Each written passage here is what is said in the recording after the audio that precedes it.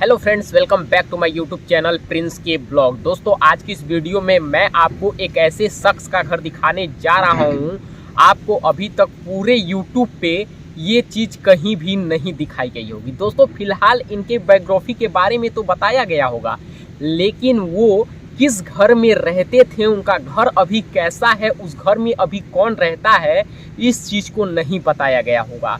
तो आज हम फिर से पहुंच चुके हैं मुंबई के सबसे पॉश इलाके, यानी कि जहां पर मुकेश अंबानी जी का एंटीलिया हाउस है, जहां पर लता मंगेशकर जी का घर है, जहां पर सुनील शेट्टी जी का घर है, वहां पर। और हमारे पीछे आप लोग देख रहे हैं, ये है हाजी अली दरगाह। और आज की इस वीडियो में हम आपको दिखाने वाले हैं कि तमिलनाडु का सिर्फ 8 साल का बच्चा मुंबई आकर सभी बंदरगाहों पर अपना राज कैसे किया। मतलब कि पूरे मुंबई पर ही नहीं, पूरे भारत पर राज किया और सबसे पहला अंडरवर्ल्ड डॉन कहलाया। जी हाँ, आज की इस वीडियो में हम आपको उन्हीं के जर्नी के बारे में बताएंगे। अगर आप लोग उनके जर्नी के बारे में सुनोगे ना, तो आप हैरान रह जाओगे। 1975 में एक मूवी आई थी अमिताभ बच्चन की, दीवार नाम की, जिसमें ये जो हाजी मस्तान है और दाऊद इब्राहिम है, उनके जो कैरेक्टर है उनका, उसको लेकर दर्शाया गया है, दिखाया गया है। फिर अभी मूवी आई थी 2010 के टाइम में, once upon a time in Mumbai, जिसमें अजय देवगन जी और इमरान हाशमी जी, कंगना रनौत जी, ये लोग रहते हैं। और इसमें भी हाजी मस्तान के ही चरित्र को दर्शाया गया है। 1975 में जो अमिताभ बच्चन की मूवी आई थी, सलीम जावेद उसके लेखक हैं उस मूवी, और वो हाजी मस्तान के साथ ज़्यादा बैठक करते थे। उनके कैरेक्टर के बारे में, उनके लाइफ के बारे में बहुत ही करीब से जानने की कोशिश करते थे, और उन्होंने ही इस फिल्म को लिखा है। तो आप सोच सकते हैं कि 8 साल का बच्चा तमिलनाडु से आकर मुंबई में अपने परिवार का पेट पालने के लिए आया था अपने पिताजी के साथ, और फिर कैसे वो कूली बनकर फिर पूरे अंडरवर्ल्ड पर राज किया था। यहाँ तक कि दाऊद इब्राहिम हो गए, अबू सलेम हो गए, मुंबई के जितने भी डॉन हो गए, सभी उनके गुलाम रह चुके हैं। जी हाँ, आज की इस वीडियो में हम आपको दिखाने वाले हैं कि हाजी मस्तान का बंगला कहाँ पर है, वो किस बंगलों में रहते थे। अभी भी उनका बंगला उसी तरह से है, कोई भी बदलाव नहीं किया गया है। और उसमें कौन रहता है, क्योंकि इसको लेकर काफ़ी समय तक कोर्ट में विवाद था। जो जैसे उनके साथी लोग रहते थे और उनके कुछ बेटी हैं, मतलब जो भी मैटर है, अभी मैं आपको आगे सब कुछ बताऊंगा। उन लोगों में विवाद चल रहा था कि ये बंगला मेरा है, ये बंगला मेरा है, लेकिन अभी भी वो बंगला उसी तरह से है। और इस वीडियो में हम आपको उस बंगले की पूरी वीडियो दिखाएंगे, और हाजी मस्तान के बारे में जब हम आपको पूरा रियलिटी बताएंगे ना, तो आप भी यहाँ पर शॉक्ड रह जाओगे और आप भी आश्चर्य में पड़ जाओगे कि कैसे, आखिर कैसे। आप लोग अधिकतर मूवी देखते होंगे जहाँ पर ये दर्शाया जाता है कि हम मुंबई पर राज करने के लिए आए हैं, अधिकतर फिल्मों में। तो जितनी भी फिल्में बनी है ना डॉन से रिलेटेड, मुंबई से रिलेटेड, वो किसी न किसी पर आधारित फिल्में बनी हैं। जैसे कि शूट आउट एंड वडाला ये मूवी आया था विवेक ओबराय का, और ऐसे करके जितनी भी मूवियाँ बनी है, वो किसी न किसी के कैरेक्टर को उसमें दर्शाया गया है। तो हमारे पीछे जो आप लोग ये बड़ी बड़ी ऊंची ऊंची इमारतें देख रहे हैं, और आपको हम और दिखा दें, यहाँ पर देख सकते हैं ये जो प्यारी सी हमारी मुंबई है, इस पर कभी यहाँ पर हाजी मस्तान का दबदबा रहा था। दोस्तों, आपको बता दें, हाजी मस्तान सिर्फ यहाँ पर अंडरवर्ल्ड डॉन था, कोई वो खूंखार आतंकवादी या डॉन नहीं थे। उनका एक रूल था कि कभी भी किसी भी व्यक्ति को उन्होंने नुकसान नहीं पहुंचाया था, मतलब गोली आज तक उन्होंने कभी नहीं चलाई थी। उनका एक रूल था, जितने भी पुलिस वाले थे, जितने भी नेता थे, सबके साथ दोस्ती करके रखना। वो कभी भी आम जनता को नुकसान नहीं पहुंचाए थे। अगर कोई भी पुलिस वाला उनकी नहीं सुनता था, तो उनका वो तबादला करवा देते थे। लेकिन सोचिए आप कि ऐसा डॉन जो कभी भी अपनी जिंदगी में बंदूक ना चलाया हो, मतलब गोली नहीं चलाई है उन्होंने, सोच सकते हैं, बिना गोली चलाए हुए पूरे मुंबई पर राज करना, ये समझ से परे है। लेकिन जितने भी बड़े बड़े सितारे थे उस टाइम ना, जितने भी नेता लोग थे ना, उस बंगले पर सभी की हाजिरी लगती थी, मतलब कि सभी लोग उनसे मिलने के लिए आते रहते थे। सोचिए कितना दबदबा था। और जो मधुबाला जी का आप लोग नाम सुने ही होंगे, मधुबाला जी से मस्तान को प्यार हो जाता है लेकिन शादी नहीं हो पाती है। वो भी स्टोरी हम आज की इस वीडियो में आपको बताएंगे। तो कहीं ना कहीं एक ये कहानी जो है, ये उनकी लाइफ स्टोरी है, जो जर्नी है वो बहुत ही चौंकाने वाली है। तो आज की इस वीडियो में गाइज हम आपको उनका घर दिखाने वाले हैं, उनका बंगलो दिखाने वाले हैं कि आखिर उस बंगलो में अभी कौन रहता है और उनका रियल स्टोरी क्या है। तो आप लोग इस वीडियो में पूरा लास्ट तक बने रहिएगा। चलिए दोस्तों, वीडियो को करते हैं स्टार्ट और आपको सब कुछ एकदम अच्छे से बारीकी से उनके बायोग्राफी से रिलेटेड अच्छे से बताते हैं। दोस्तों फाइनली अभी हम पहुंचने वाले हैं हाजी मस्तान यानी कि मस्तान मिर्जा के घर पर। ये जो आप लोग रोड देख रहे हैं ये पैडर रोड है, जहां पर मुकेश अंबानी और लता मंगेशकर जैसी हस्तियां रहती थीं। मुकेश अंबानी जी अभी भी यहीं पर रहते हैं।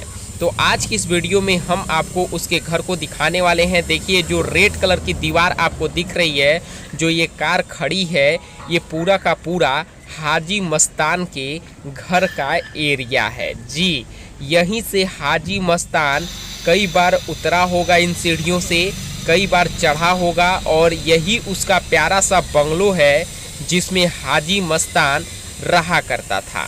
आपको बता दें कि ये जो है ग्राउंड फ्लोर, थर्ड फ्लोर और सेकेंड फ्लोर, यानी अगर आप लोग ऐसे जोड़ेंगे तो थर्ड 3 फ्लोर का है, लेकिन ग्राउंड फ्लोर को छोड़ेंगे तो आपको इसमें 3 फ्लोर नज़र आएंगे। और सबसे ऊपर वाले फ्लोर पे एक छोटा सा कमरा है जहां पर मस्तान मिर्जा यानी कि हाजी मस्तान रहता था, उसका रूम ऊपर ही है। और इसी घर में संजीव कपूर, राजीव कपूर, राज कपूर, फिरोज खान, अमिताभ बच्चन, कोई भी ऐसा एक्टर नहीं होगा जो इस घर का दर्शन ना किया होगा। मतलब कि जब हाजी मस्तान का दबदबा पूरी मुंबई पर था तो सभी लोग इस घर में आते रहते थे, इस घर में लोगों की लाइनें लगी रहती थी। तो वही वो बंगला है गाइज। इस वीडियो में मैं आपको आगे सब कुछ बताऊंगा, लेकिन मैं आपको बता दूं कि पूरे यूट्यूब पे अभी आपको यह घर किसी ने नहीं दिखाया होगा और इनके बायोग्राफी से रिलेटेड आपको कई सारी जानकारियां मिली होंगी, लेकिन घर को कोई नहीं दिखाया होगा कि मुंबई का सबसे पहला अंडरवर्ल्ड डॉन कहाँ रहता था, उसका बंगला कहाँ पर है। तो इस वीडियो में मैं आपको दिखा रहा हूँ। देखिए वो उनका गैरेज है, कह लीजिए जहाँ पर कारें खड़ी होती हैं, पार्किंग एरिया है। और ये जंगले हैं, आप लोग देख सकते हैं कि ऊपर देखिए वहाँ पर टीने डाले गए हैं। सबसे ऊपर ये दीवार जो है रेड कलर की ईंटें लगाई गई हैं, ये उसी टाइम का ही बनवाया गया है। उस टाइम पे अगर आप लोग गूगल पे फ़ोटो सर्च करोगे तो आपको फ़ोटोज़ दिखेगी इसी तरह का। तो देख सकते हैं कितनी ग्रीनरी लगाई गई है। और इस घर में अभी उनकी बेटियां रहती हैं, उनका भी हक है और उनके जो दोस्त थे उनके बेटे का भी इस पर हक है। तो देख सकते हैं ये मैटर काफ़ी दिनों तक कोर्ट में था, लेकिन अभी सुलझ गया है। और देख सकते हैं कितना प्यारा सा ये बंगलो है जहां पर हाजी मस्तान रहना पसंद करता था और उसको यह बंगला बहुत ही पसंद था। 1994 में उसने पूरी मुंबई को, पूरी दुनिया को और इस बंगले को अलविदा कह दिया। तो कहीं ना कहीं ये घर देखकर बहुत ही अजीब सा लग रहा है कि आज मैं उस घर को देख रहा हूँ, उस बंगले को देख रहा हूँ जहाँ पर पूरे मुंबई पर राज करने वाला एक शख्स मस्तान मिर्जा रहा करता था, यानी कि हाजी मस्तान। उसका इस घर में कितनी बार आना जाना, इस घर में रहना, इस घर में सोना, इस घर में पीना, सब कुछ लगा रहता होगा। तो देख सकते हैं ये वही बंगला है और काफ़ी देखने में अजीब भी लग रहा है कि आज मेरे आंखों के सामने वो बंगला है जिसमें वो रहता था। दोस्तों एक समय था जब मुंबई में कई सारे डॉन थे और सभी जुर्म की दुनिया में सने हुए थे, लेकिन उसी मुंबई में एक हाजी मस्तान नाम का तस्कर किंग था जो मुंबई का सबसे पहला अंडरवर्ल्ड डॉन कहलाया। आपको बता दें 1 मार्च 1926 को तमिलनाडु के कुडलोर में जन्मा हाजी मस्तान सिर्फ 8 साल की उम्र में मुंबई आया था।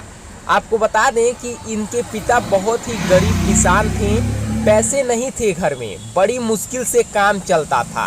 इतना मुश्किल था कि घर छोड़कर कहीं कमाई करने भी नहीं जा सकते थे। फिर एक वक्त आया कि घर में खाना बनना बंद हो गया। ये दौर था 1934 का। उनके पिता ने तय किया कि अब हम मुंबई चलेंगे। उस वक्त हाजी मस्तान की उम्र केवल 8 साल की थी। ये लोग मुंबई आने के लिए तो आ गए, लेकिन यहाँ पर उनको कोई काम नहीं मिल रहा था। फिर उन्होंने क्राफर्ड मार्केट के पास बंगाली टोला में साइकिल पंक्चर बनाने की दुकान खोल ली।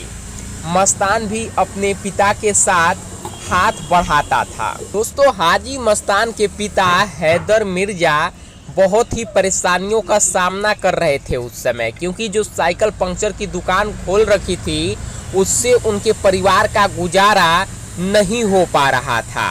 आपको बता दें कि मुंबई में हज पर जाने वाले यात्रियों के लिए बने मुसाफिर खाने के ठीक बगल में हाजी मस्तान के वालिद ने जो साइकिल का पंक्चर का दुकान है वहीं पर खोला था। इस दुकान का नंबर था 7। हाजी मस्तान अपनी दुकान पर बैठकर साइकिल के पंक्चर लगाता था। पंक्चर की दुकान इतनी चलती नहीं थी, इसलिए मस्तान ने हज यात्रा पर जाने वाले यात्रियों के लिए पानी के जहाज पर कूली का काम करने का फैसला लिया। इंदिरा डॉक पर हाजी मस्तान कूली की तरह काम कर हाजियों का सामान उठाने लगा। हाजी मस्तान ने यह देखा था कि हज यात्रियों की जांच और तलाशी नहीं होती। जहाज से उतरने के बाद हाजी सीधे बाहर निकल जाते हैं।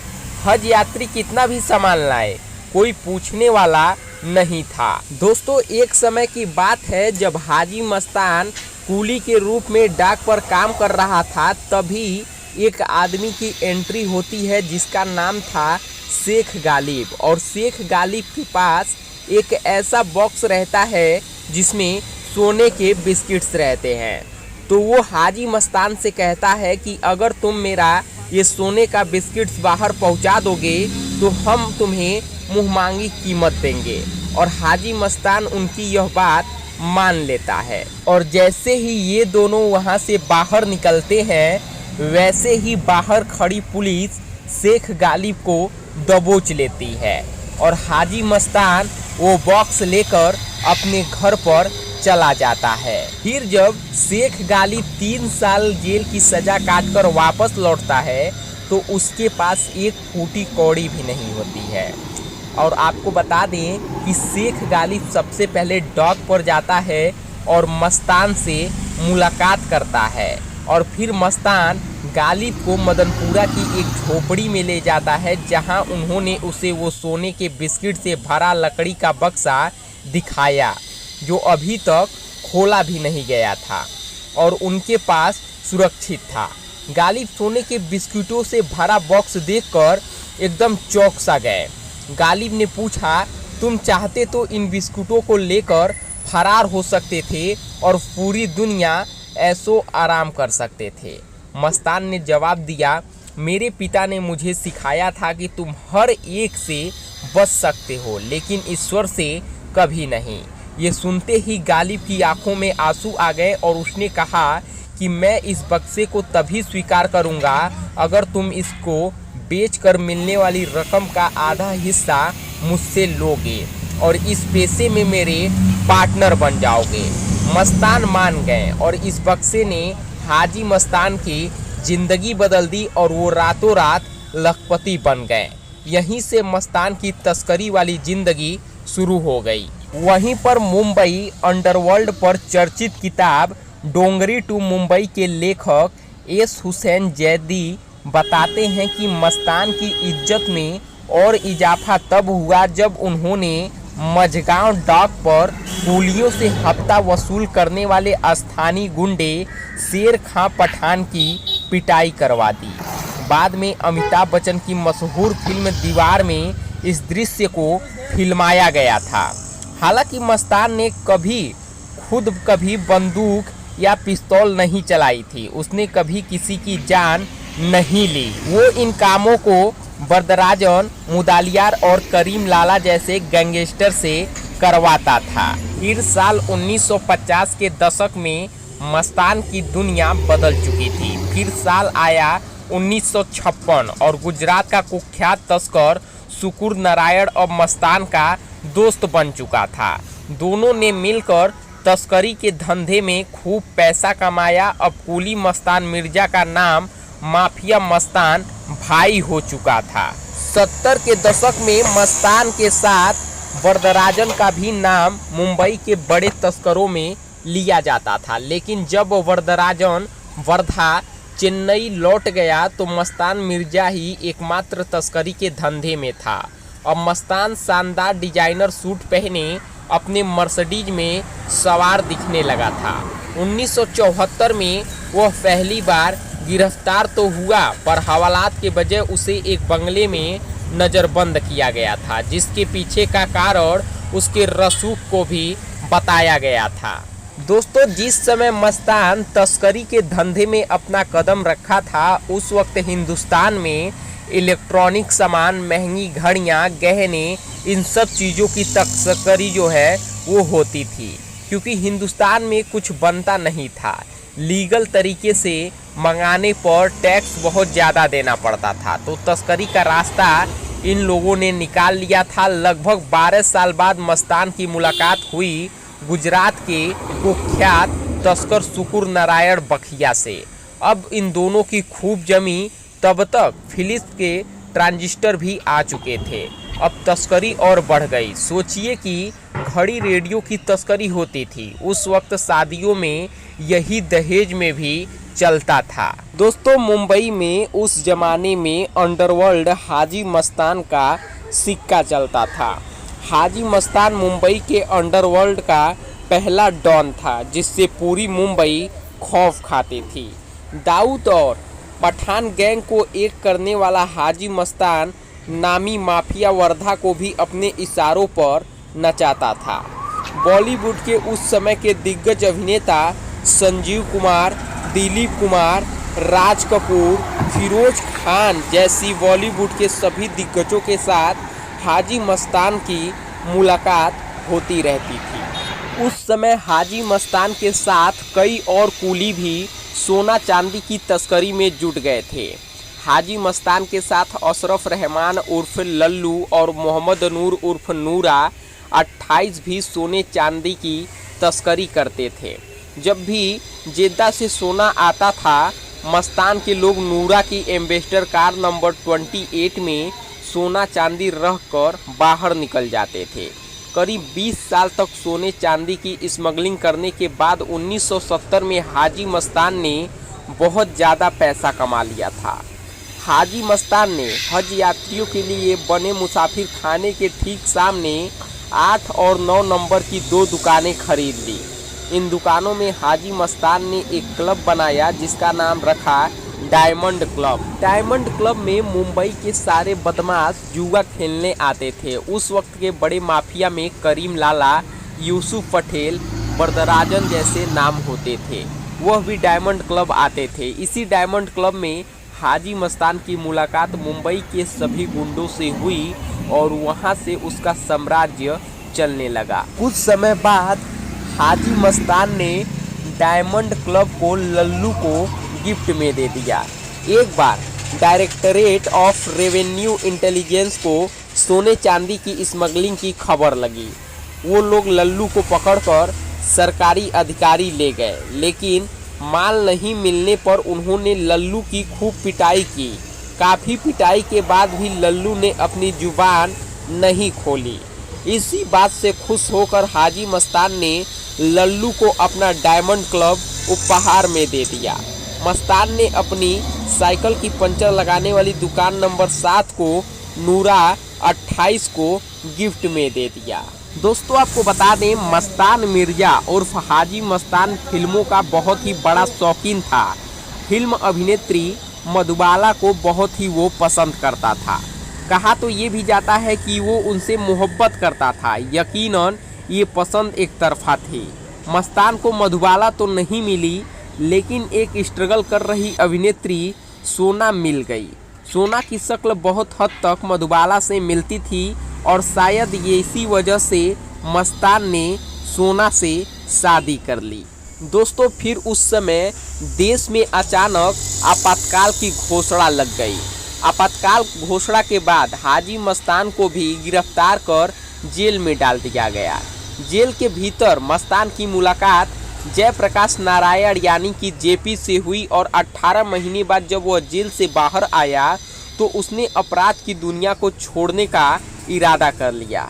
साल 1980 में अपराध की दुनिया को अलविदा कहने के बाद हाजी मस्तान ने 1984 में एक राजनीतिक पार्टी भी बनाई जिसका नाम दलित मुस्लिम सुरक्षा महासंघ रखा गया। पार्टी ने चुनाव भी लड़ा लेकिन कामयाबी नहीं मिली। जिंदगी के आखिरी वक्त में मुंबई का सबसे पहला अंडरवर्ल्ड डॉन और कुख्यात तस्कर अपने परिवार के साथ रहा और 1994 में हाजी मस्तान मिर्जा का दिल का दौरा पड़ने से मौत हो गई। और जिस बंगले को आप लोग देख रहे हैं इसी बंगले में हाजी मस्तान की मौत हुई थी और वो इसी बंगले में रहता था। इस बंगले की प्राइस करीब 100 करोड़ रुपए उस टाइम पर थी। हाजी मस्तान के मरने के बाद मुंबई पे अब धीरे धीरे दाऊद इब्राहिम और अबू सलेम का कब्जा होने लगा था और उसके बाद वो लोग पूरी मुंबई पर राज करने लगे थे। दोस्तों हाजी मस्तान के मरने के बाद उस समय उनके इस बंगले को लेकर काफ़ी विवाद चला था। मस्तान की 3 बेटियां थीं और वहीं पर उनके एक करीबी दोस्त नसीरुद्दीन अब्दुल करीम के भी 3 बच्चे थे और ये तीनों लोग जैसे उनकी तीनों बेटियां और इनके तीनों बेटे उस बंगले को लेकर विवाद कर रहे थे कि ये बंगला मुझे चाहिए। आपको बता दें मस्तान के वसीयत के मुताबिक करीम के बेटे शकील और समीर और बेटी रेहाना को बंगले में 30% हिस्सा दिया जाना था। बाकी हिस्सा मस्तान की बेटियों कमरुन्निसा लोखंडवाला, मेहरुन्निसा सैफ और शमशाद सुपारीवाला को दिया जाना था। इस बंगले का नाम था बैतुल सुरू और इसके अलावा देश भर में ज़मीन, दुकान और मकान सहित संपत्ति भी बेटियों के पास गई जो इसे आपस में बराबर बांटने वाली थी। परिवार उस समय करीब थे और निर्णय का सम्मान किया लेकिन करीम के निधन के बाद चीज़ें बिखरने लगी। दोनों पक्षों की नज़र संपत्ति के बड़े शेयरों पर होने लगी और करीम के जो तीनों बच्चे थे जिनको 30% इनका हिस्सा मिलना था वो अब चाहते थे कि हमें इसमें ज़्यादा हिस्सा मिले। करीम के बेटे शकील और समीर ने अपनी बेटियों की शादी के बाद मस्तान की संपत्तियों का प्रशासन संभाला। गर्मी के दिनों में वे अपने पिता के बंगले में जाया करते थे लेकिन 2005 में ही उन्हें एहसास हुआ कि कुछ गड़बड़ है। 9 मई 1994 को 68 साल की उम्र में मुंबई के इस डॉन का दिल का दौरा पड़ने से मौत हो गया था। लेकिन अब इस बंगले का बंटवारा हो चुका है। जितना भी करीम के बच्चों को मिलना था उतना मिल गया है और जो मस्तान की बेटियों को मिलना था वो भी मिल चुका है। तो आप लोग जिस बंगले को देख रहे हैं अभी उस घर में मस्तान की बेटियों का भी हक था और फिलहाल अब इसमें करीम के बेटों का भी हक है। तो यही वो बंगला है जहां पर मुंबई का सबसे पहला अंडरवर्ल्ड डॉन रहता था यानी कि हाजी मस्तान। जी हाँ दोस्तों, ये आप जो बंगला देख रहे हैं ये उसी समय करीब 100 करोड़ के आसपास की संपत्ति थी 2005-06 के टाइम में और अभी इस बंगले की प्राइस करीब 200 से 300 करोड़ हो चुकी है क्योंकि ये मुकेश अंबानी के घर के पास है यानी कि एंटिलिया हाउस से करीब 100 मीटर की दूरी पर ही है। तो आप लोग देख सकते हैं कि ये बंगला कितना ज़बरदस्त है। उम्मीद करूँगा गाइस आपको ये ब्लॉग पसंद आया होगा और मुंबई के सबसे पहले डॉन यानी अंडरवर्ल्ड डॉन के बारे में जान के आपको आश्चर्य हुआ होगा। उम्मीद करूंगा ये ब्लॉग आपको पसंद आया होगा। जल्द ही मिलते हैं नए ब्लॉग में, तब तक के लिए धन्यवाद। जय हिंद, जय भारत।